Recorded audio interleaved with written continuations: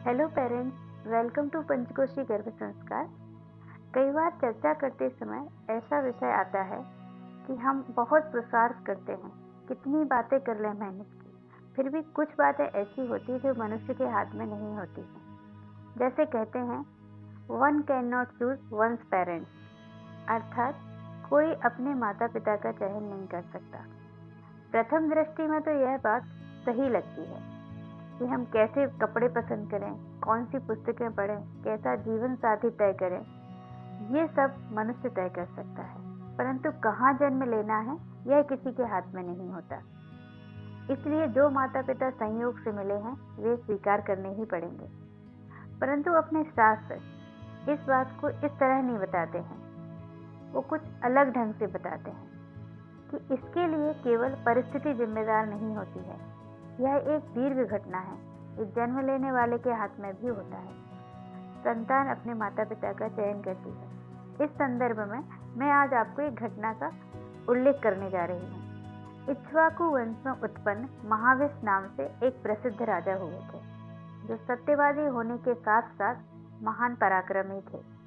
उन्होंने 1000 अश्वमेध यज्ञ और 100 राजसूय यज्ञों द्वारा देवेश्वर इंद्र को भी प्रसन्न कर लिया था, और उन यज्ञों के पुण्य से शक्तिशाली नरेश ने स्वर्गलोक को भी प्राप्त कर लिया था। एक समय की बात है, जब सभी देवता ब्रह्मा जी की सेवा में उपस्थित हुए। वहां पर बहुत सारे राज ऋषि भी आए हुए थे, और उन्हीं में राजा महाविष भी उपस्थित थे। उसी सभा में सरिताओं में श्रेष्ठ गंगा जी ब्रह्मा जी के समीप आई। जब वो ब्रह्मा जी के समीप आ रही थी, तो हवा के एक झोंके ने उनके चांदनी के समान उज्जवल वस्त्र को अचानक से ऊपर की ओर उठा दिया। यह सब देख देवताओं ने तुरंत अपना मुख नीचे कर लिया, परंतु राजऋषि महाविष एकटक देव नदी गंगा जी की ओर देखते रह गए। यह देखकर भगवान ब्रह्मा जी ने महाविष को शाप देते हुए कहा, जाओ, अब तुम मनुष्यों में जन्म लेकर फिर से पुण्य लोक में आओगे।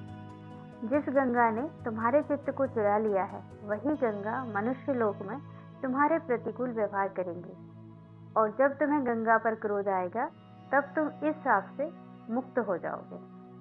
यह सुनकर राजा महाविष चिंतन करने लगे कि मैं किसके यहाँ जन्म लूंगा, कौन है जो इतना तपस्वी और वीर है जो मुझे धारण कर सके। उन्होंने बहुत से तपस्वी राजाओं का चिंतन मनन करने के बाद महातेजस्वी राजा प्रतीप को अपने पिता बनाने के योग्य चुना और उन्हीं को पसंद किया। उस समय राजा प्रतीप इस पृथ्वी पर राज्य कर रहे थे।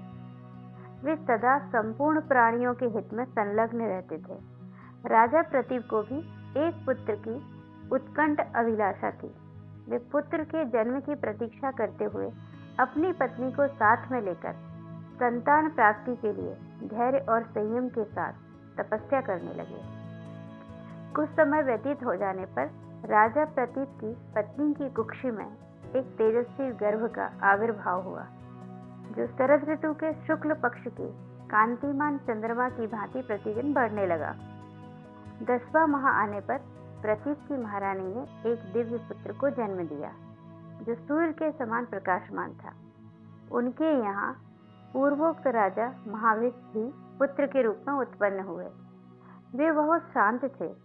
उनका जन्म प्रार्थना और माता पिता के संकल्पों से हुआ था।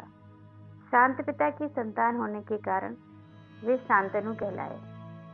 यदि आप हमारे चैनल पर आज ही आए हैं, तो सबसे पहले चैनल को सब्सक्राइब कर लीजिए, साथ ही बेल आइकन को हिट कर लीजिए, ताकि आने वाले वीडियो की नोटिफिकेशन आपको समय पर मिल सके। और वीडियो आपको अच्छा लगा हो तो कमेंट करके जरूर बताइएगा। Thank you for watching.